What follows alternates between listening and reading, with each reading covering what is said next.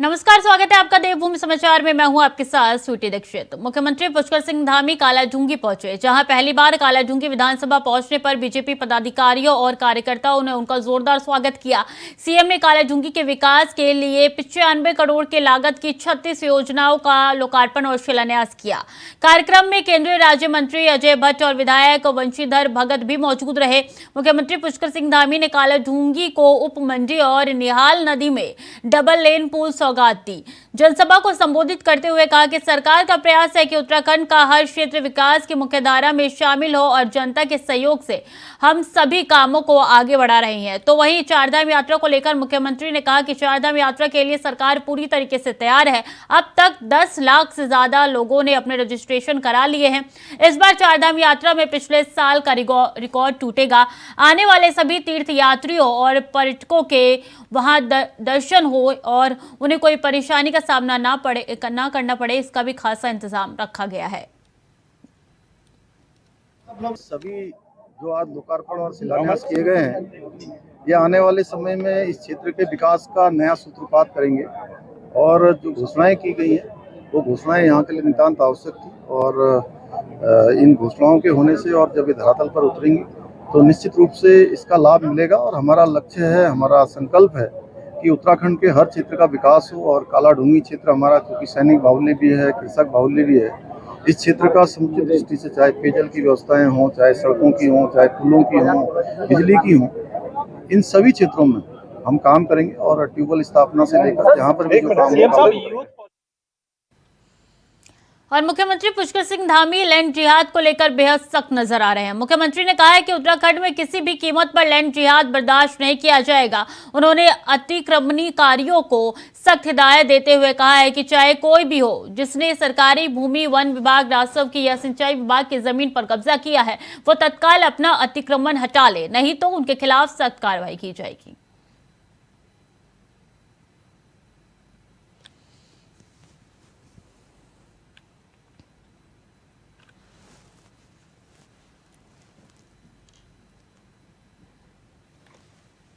Land जिहाद पर CM Dhami जो है वो सख्त होते हुए नजर आ रहे हैं, क्योंकि ज्यादातर वन विभाग में जो है, जितने भी वन में ज्यादातर यहाँ पे मजार जो है वो अवैध तरीके से खड़ी की गई है। और इसी को लेकर अब उत्तराखंड सरकार सख्त होती हुई नजर आ रही है।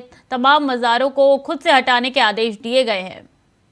मजारों के खिलाफ कुछ रिपोर्ट आपने मांगी है, किस तरह की कार्रवाई ये की जाएगी पूरी? हम कानून को मानने वाले लोग हैं, कानून पर विश्वास करने वाले लोग हैं। जो भी अतिक्रमण है, हमने उनसे कहा है अतिक्रमण करवाने के पीछे जो लोग भी हैं वो स्वतः ही अपना अतिक्रमण हटा लें, उस पर पीछे हट जाए, अन्यथा सरकार उस पर सख्ती से काम करेगी। क्योंकि हमारा तुष्टीकरण करने का उद्देश्य नहीं है, हम किसी के खिलाफ नहीं है, लेकिन ये जबरदस्ती जो अतिक्रमण है, कब्जेबाजी है, इसको हम निश्चित रूप से हटाएंगे। और उत्तराखंड की धामी सरकार अपने निर्णयों से ये जाहिर करती हुई नजर आ रही है कि वो सनातन धर्म की संस्कृति को आगे बढ़ाने पर उसका जोर है। राज्य में धामी सरकार के फैसले उसी दिशा में बढ़ते हुए नजर आ रहे हैं, जिससे हिंदुत्व का एजेंडा मजबूत हो सके। रिपोर्ट देखिए। उत्तराखंड की धामी सरकार सत्ता में आते ही इस बात का प्रमाण दे चुकी है कि हिंदुत्व का एजेंडा सबसे ऊपर रहेगा और सरकार हिंदुत्व के एजेंडे पर आगे बढ़ते हुए नजर आएगी। धामी सरकार ने पहले यूसीसी के लिए विशेषज्ञ समिति का गठन किया,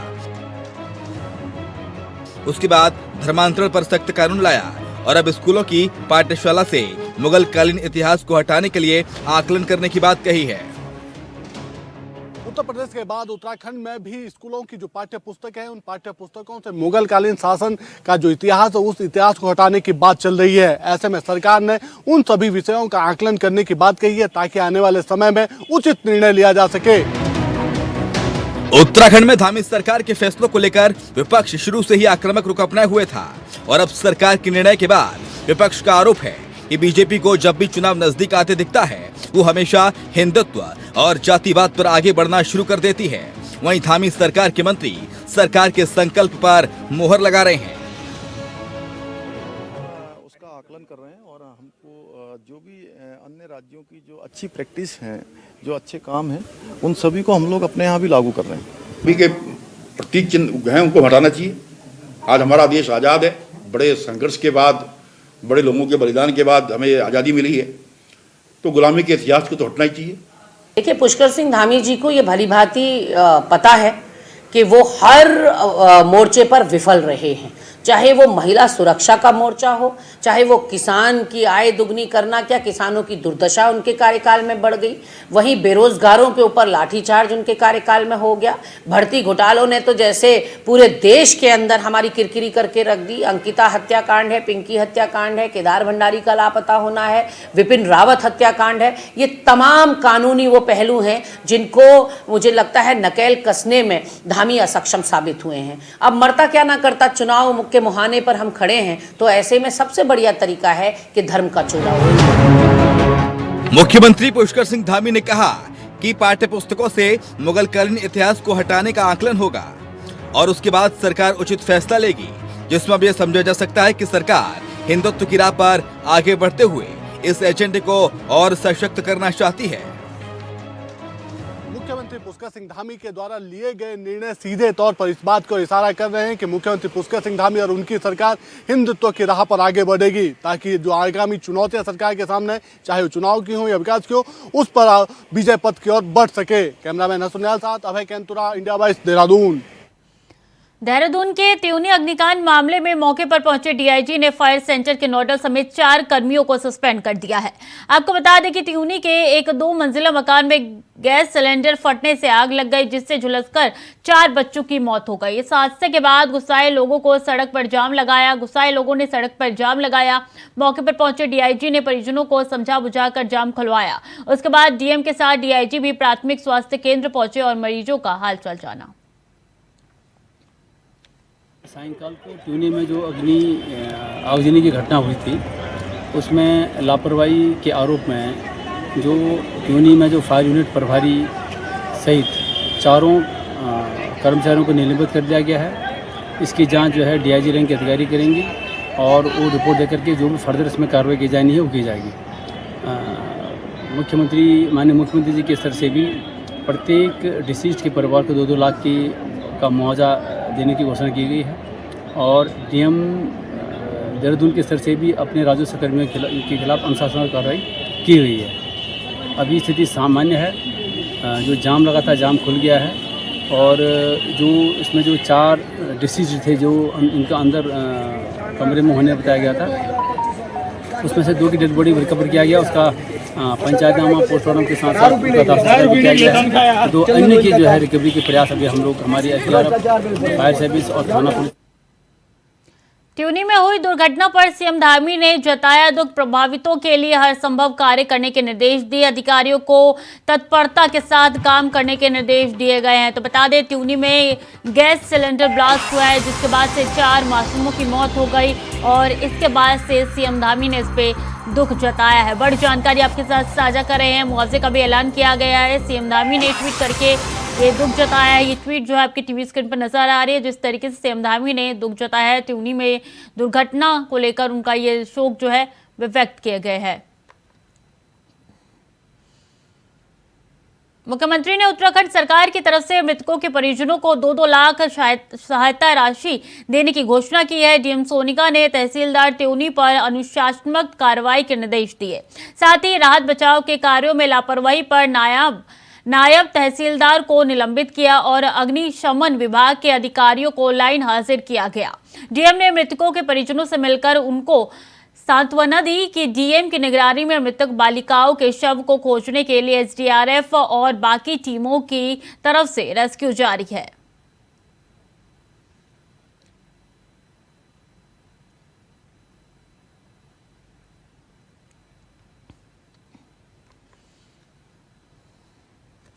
तो धामी सरकार 2-2 लाख की मुआवजा राशि देगी। बता दें कि खुद वहाँ पे डीएम जो है वो पहुंचे हैं। उन्होंने तमाम सांत्वना भी दी परिजनों को कि जल्द ही बच्चों का शव ढूंढ लिया जाएगा। इसी के साथ एसडीआरएफ की टीम लगातार रेस्क्यू अभियान में लगी हुई है। इसी के साथ बता दें कि तस्वीरें आज सुबह की है, जब निकल के सामने आ रही है कि किस तरीके से वहाँ पे डीएम ने निरीक्षण किया और जितने भी दमकल विभाग के वो लोग थे, वो कर्मी थे जिनकी तरफ से लापरवाही बरती गई थी, उनको लाइन हाजिर भी किया।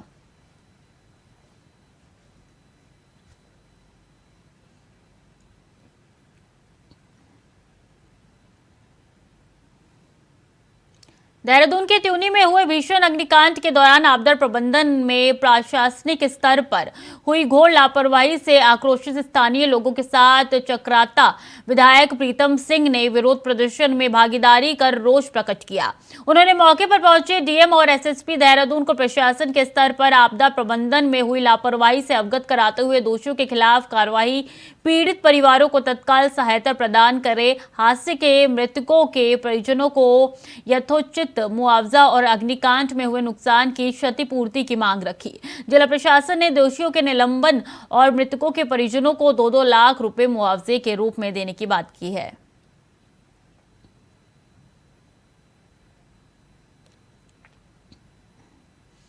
और शिक्षा का नया सत्र शुरू हो चुका है, लेकिन इस बीच एक नई बहस भी शुरू हो गई है जिसमें स्कूलों की किताबों से मुगलकालीन इतिहास को हटाने की बात चल रही है। कई राज्यों में इसका आकलन भी शुरू हो चुका है और इसी विषय पर कृषि मंत्री गणेश जोशी ने कहा है कि ये उचित विचार है।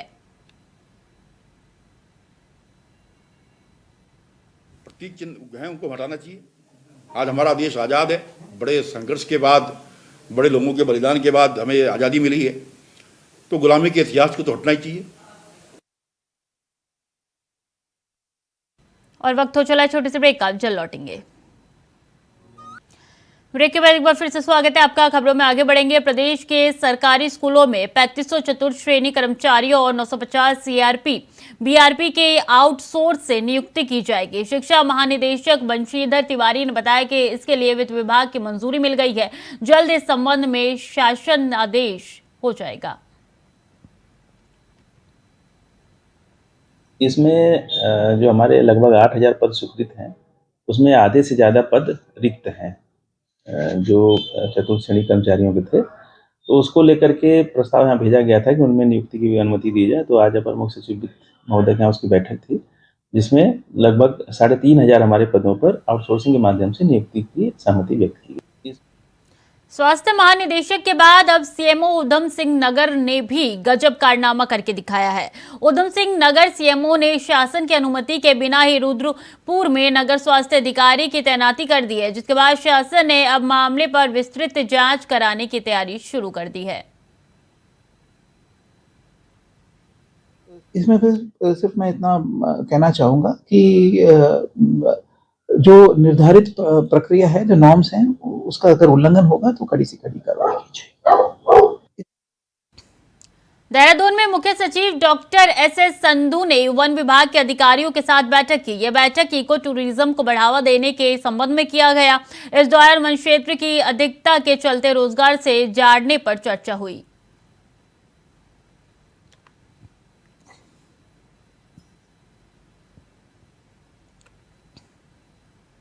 प्रदेश में चारधाम यात्रा शुरू होने जा रही है। ऐसे में स्वास्थ्य विभाग ने भी अपनी तैयारी कर ली है। स्वास्थ्य सचिव डॉक्टर आर राजेश कुमार ने बताया कि यात्रा दौरान समय समय पर एसओपी जारी की जाती है। इसके लिए यात्रियों को निर्देश भी दिए जाएंगे। पहाड़ चढ़ने से पहले वो अपने को तैयार कर ले। इसके अलावा स्वास्थ्य विभाग चारधाम रूट पर हेल्थ एटीएम भी लगाने जा रहा है। साथ ही जहां से यात्रा शुरू होगी वहां पर रजिस्ट्रेशन करने के लिए पर्यटन विभाग के साथ मिलकर काम किया जाएगा और 55 साल से अधिक के यात्रियों से उनके स्वास्थ्य के बारे में जानकारी भी ली जाएगी।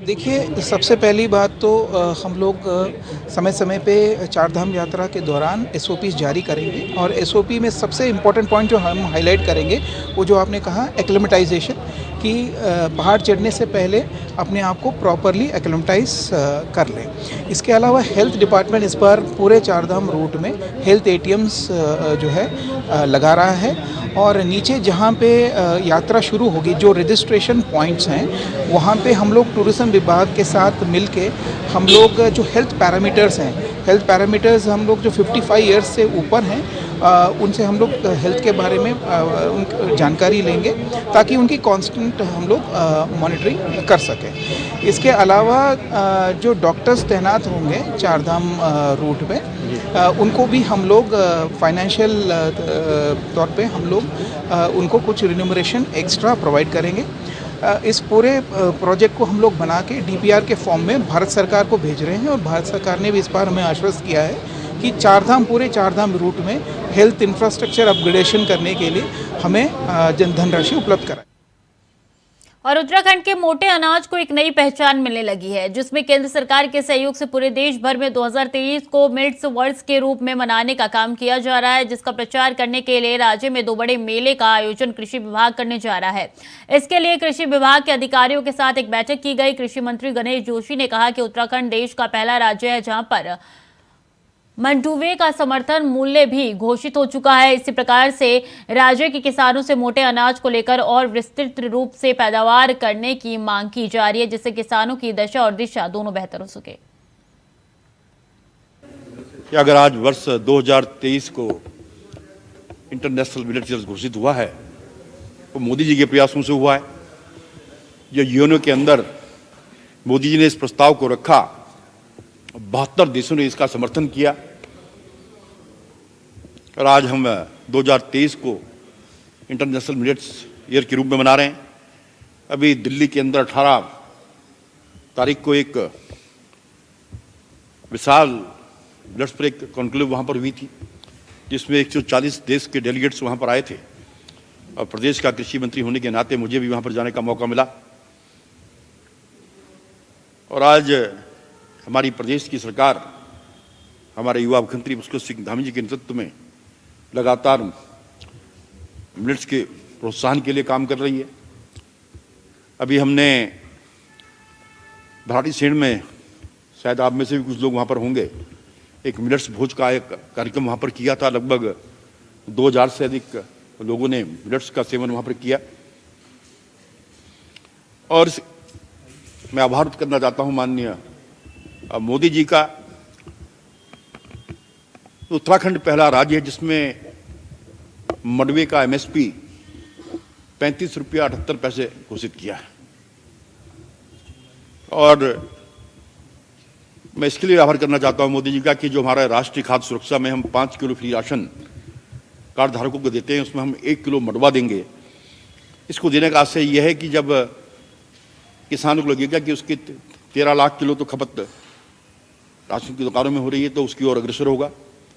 और जहाँ तक मिलेट्स की बात है, एक तो इसमें पानी भी कम लगता है, इसमें खाद कम लगती है। लगातार इसके प्रोत्साहन के लिए हम काम कर रहे हैं। भारत तिब्बत सीमा पुलिस अकादमी में 6 महीने के कठिन प्रशिक्षण हासिल करने के बाद 12 महिला चिकित्सा अधिकारियों समेत कुल 55 सहायक सेनानी चिकित्सा अधिकारी बल की मुख्यधारा में शामिल हुए। इन चिकित्सा अधिकारियों को कठोर और लंबे प्रशिक्षण के दौरान युद्ध कौशल, सशस्त्र चालना, शारीरिक प्रशिक्षण, सूचना मानचित्र अध्ययन, सैन्य प्रशासन, कानून और मानवाधिकार जैसे सैन्य और पुलिस संबंधी विषयों का गहन प्रशिक्षण दिया गया। इस मौके पर भारत तिब्बत सीमा पुलिस के बैंड डिस्प्ले आकर्षण का केंद्र रहा। पास आउट होने वाले इन चिकित्सक अधिकारियों में राजस्थान से 16, केरल से 7, पंजाब से 5, हरियाणा से और आंध्र प्रदेश से 4, उत्तर प्रदेश, तमिलनाडु एवं तेलंगाना से 3, कर्नाटक से 2, मध्य प्रदेश, उत्तराखंड, हिमाचल प्रदेश, बिहार, उड़ीसा, असम, त्रिपुरा और मणिपुर से 1 प्रशिक्षार्थी है।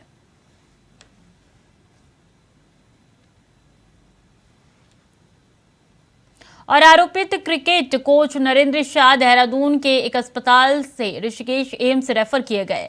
रेफर होने के बाद पुलिस उनके उपचार पर नजर बनाए रखी हुई है। तो वहीं नरेंद्र शाह को ऋषिकेश एम्स से डिस्चार्ज मिलते ही पुलिस ने उनको गिरफ्तार कर लिया है, जिसको पुलिस हिरासत में देहरादून लाया गया है और न्यायालय में पेश किया जाएगा। बता दें कि छात्रों से अश्लील बातें और करने और शोषण करने के मामले में कोच नरेंद्र शाह के खिलाफ मुकदमा दर्ज है।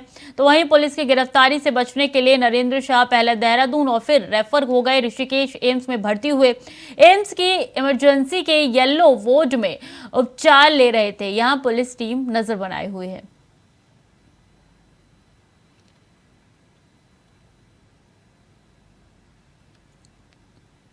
रामनगर वन प्रभाग के अंतर्गत सीताबनी पर्यटन जोन में अपनी मांगों को लेकर जिप्सी स्वामियों और चालकों ने अधिकारियों पर मनमानी और उत्पीड़न करने का आरोप लगाते हुए इस जोन को बंद करते हुए अधिकारियों के खिलाफ जमकर नारेबाजी की। मौके पर पहुंची वन विभाग की एसडीओ पूनम कैंथोला के साथ तीखी नोकझोंक भी हुई। मौके पर पहुंची पुलिस ने प्रदर्शनकारियों को समझाने का प्रयास किया, लेकिन वो अपनी मांग पर अड़े रहे। विरोध के बाद इस जोन में भ्रमण के लिए आए पर्यटकों को निराश होकर लौटना पड़ा। ये जिप्सी एसोसिएशन के कुछ लोग कल भी ऑफिस में मिलने के लिए आए थे डीएफओ सर से, और इनकी डिमांड ये है कि जो है सीताबनी टूरिज्म जोन में जो अभी लिमिटेशन है 100 गाड़ी सुबह और 100 गाड़ी शाम की, इसको बढ़ा दिया जाए। तो एक ये कैरिंग कैपेसिटी के आधार पर ये किया गया है कि इनकी डिमांड्स को हमने पहले भी 54 गाड़ी से बढ़ाकर 100 सुबह 100 शाम किए हैं, तो इसके बाद ही और आगे इसकी लिमिट बढ़वाना चाहते हैं। दूसरी इनकी डिमांड है कि जो ऑनलाइन ये परमिट बुकिंग की जो व्यवस्था है, ये इसको सुचारू करने के लिए ऑनलाइन प्रक्रिया की जाए, तो वो भी प्रक्रिया के अंदर ही है। तो इस बारे में अभी आगे जो इनकी डिमांड है उसके लिए आगे उच्च स्तर पे ही उसका निर्णय हो पाना है, और कल वन संरक्षक महोदय की एक बैठक भी है, उसमें भी इस बात को रखा जाएगा और आगे इसमें जो भी सोल्यूशन होगा वो उच्च स्तर से ही निर्णय लिया जाएगा। मैडम, एक आरोप ये भी लग रहा है कि जो निर्धारित परमिट का शुल्क है उससे ज़्यादा कई दुगने रेटों में परमिट बेचे जा रहे हैं। नहीं, इस तरह का कार्यालय स्तर पे या गेट पर जो स्टाफ है उसके स्तर से ये चीज़ नहीं हमारे संज्ञान में आई है। ये इस तरह की कोई गतिविधि गेट से नहीं हो रही है। तो फिलहाल के लिए देवभूमि समाचार में इतना ही। खबरें लगातार जारी है, बने रहिए इंडिया वॉइस के साथ।